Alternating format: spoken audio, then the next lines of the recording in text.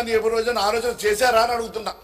వాళ్ళు కూడా మీలాగానే ఆలోచన చేసి మా జిల్లాలను పూర్తిగా విస్మరించారని, మా జిల్లాలకు ఇవ్వలేదని ఆ జిల్లా వాళ్ళు కూడా ఈ రకంగానే తీర్మానం చేయమంటే తీర్మానానికి మీరు సిద్ధమా అని అడుగుతున్నా. అదే మాదిరి గౌరవ మంత్రి గారు మాట్లాడుతూ, నిన్న ముఖ్యమంత్రి గారు మాట్లాడుతూ, నిన్న కూడా చాలా దారుణంగా మా ఎమ్మెల్యేలని ఎంపీలని వారితో పాటు మా ఇద్దరు మంత్రులు ఇష్టానుసారంగా కామెంట్ చేయడమే కాకుండా ఒక విషం చల్లేటువంటి కార్యక్రమాన్ని చేపట్టారు అధ్యక్ష.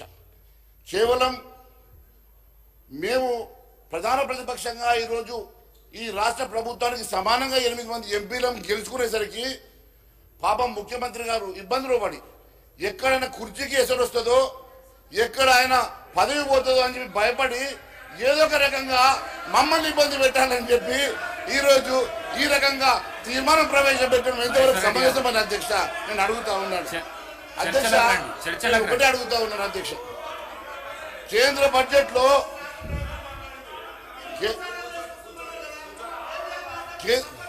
కేంద్ర బడ్జెట్లో అధ్యక్ష తెలంగాణకే కాదు ఏ రాష్ట్రానికి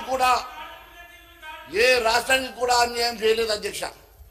ఒక్కసారి ముఖ్యమంత్రి గారు అనుభవం లేకుండా డైరెక్ట్గా ముఖ్యమంత్రి అవడంతో పాపం వారికి ఫెడరల్ వ్యవస్థ మీద పూర్తిగా విశ్వాసం లేదా, అనుభవం లేక మాట్లాడుతూ ఉన్నారా, దయచేసి వారు ఒకసారి సభకు తెలియజేయాల్సిన అవసరం ఉంది అధ్యక్ష.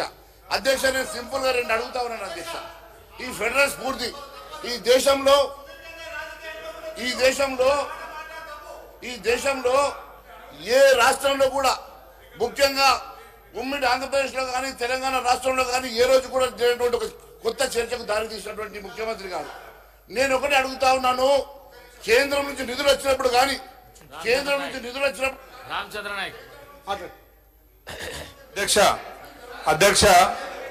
అధ్యక్ష మహేష్ రెడ్డి గారు తెలంగాణ రాష్ట్ర రాజకీయాల ప్రయోజనాల గురించి మాట్లాడమంటే టిఆర్ఎస్ వారు లేవగానే ఆయన కూర్చుంటాను 3-4 సార్లు వారు కావాల్సి కూర్చున్నారు అధ్యక్ష.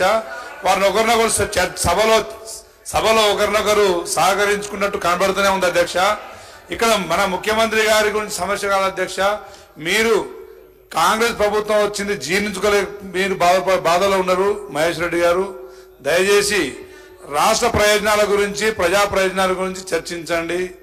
అదేవిధంగా ఏ విధంగా ముందుకు మనం హక్కుల్ని సాధించుకోవాలని దాని మీద కొంచెం కాన్సన్ట్రేట్ చేసి మాట్లాడండి ప్లీజ్. మహేష్ రెడ్డి గారు. మిత్రమా నువ్వు ఎంత తిప్పలు పడ్డా నీకు మంత్రి పదవి ఇయ్యరు, మీ కమ్యూనిటీకి ఒక మంత్రి పదవి ఇవ్వలేదు, మీరు ఎక్కువ ఆవేశపడకండి. వినండి,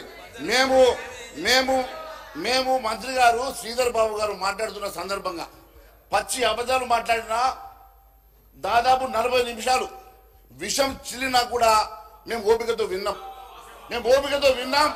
ఈరోజు మేము మాట్లాడుతున్న సమయంలో వారికి ఓపిక ఉండాలి అధ్యక్ష. ఎందుకంటే ఈరోజు యావత్ తెలంగాణ ప్రజానికం మన వైపు చూస్తూ ఉన్నారు.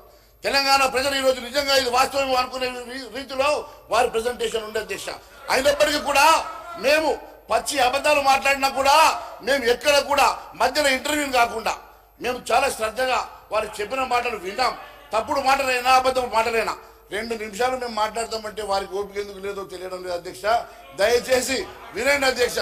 మీరు బాగానే ఉన్నారు కానీ వెనకకెళ్ళి ఎందుకు మరి సౌండ్ బాగా పడతా ఉన్నాయి కొంచెం. నేను ఒకటి అడుగుతా ఉన్నాను అధ్యక్ష, ఏపీ బీహార్కి నిధులు ఇచ్చారని కదా అధ్యక్ష వీళ్ళకు బాధ. నేను ఒకటే విషయం తెలియజేస్తా ఉన్నాను అధ్యక్ష, వారికి స్పెషల్ స్టేటస్ ఇవ్వమని చెప్పి ఆ రోజు గౌరవ ముఖ్యమంత్రి గారు కూడా చెప్పారు, ఆంధ్రాకి స్పెషల్ స్టేటస్ ఇవ్వమని. గౌరవ కేసీఆర్ కూడా చెప్పారు, ఆంధ్రాకి స్పెషల్ స్టేటస్ ఇస్తాం, మాకేం అభ్యంతరం లేదని. నేను ఒకటే అడుగుతా ఉన్నాను, నిజంగా ఆంధ్రప్రదేశ్కి స్పెషల్ స్టేటస్ వచ్చుంటే ఈరోజు ఇక్కడ ఒక్క ఫ్యాక్టరీ అని ఉంటుండే అధ్యక్ష. వారిచ్చే స్పెషల్ స్టేటస్ కి, వారిచ్చేటువంటి ట్యాక్స్ ఎగ్జామ్షన్స్ కి ఈ రాష్ట్రం ఎడారిగా మారుతుండే అధ్యక్ష. ఈ రాష్ట్రం ఎడారిగా మారుతా ఉండే, కానీ ఈరోజు కేవలం 15,000 కోట్ల రూపాయలు వారికి ఇచ్చినందుకు స్పెసిఫిక్ గా 15,000 కోట్లు ఇచ్చిండ్రు, 15,000 కోట్లు ఇచ్చిండ్రు అని చెప్పి మా శ్రీధర్ బాబు గారు చెప్తా ఉన్నారు కదా. మరి ఈ రాష్ట్రంలో ఈ రాష్ట్రంలో 80,000 కోట్ల రూపాయలు ఆన్గోయింగ్ ప్రాజెక్ట్స్ నడుస్తా ఉన్నాయి. 9,50,000 కోట్ల రూపాయలు గత 10 సంవత్సరాలు ఇచ్చినటువంటి సందర్భం ఉన్నది. మరి దాని గురించి మాట్లాడారు అధ్యక్ష. మొన్న వెళ్ళి మంత్రి గారు గడ్కరీ గారు ఇచ్చినటువంటి నిధులు బ్రహ్మాండంగా మేము వెళ్తే మాకు శాంక్షన్ ఇచ్చారని చెప్పి గొప్పలు చెప్పారు కదా మంత్రి గారు. మొన్న అదే మాదిరిగా సివిల్ సప్లైస్ మంత్రి కలిసి వచ్చారు. అదే మాదిరిగా వాళ్ళు కేంద్ర మంత్రుల్ని ప్రధానమంత్రిని కలిసి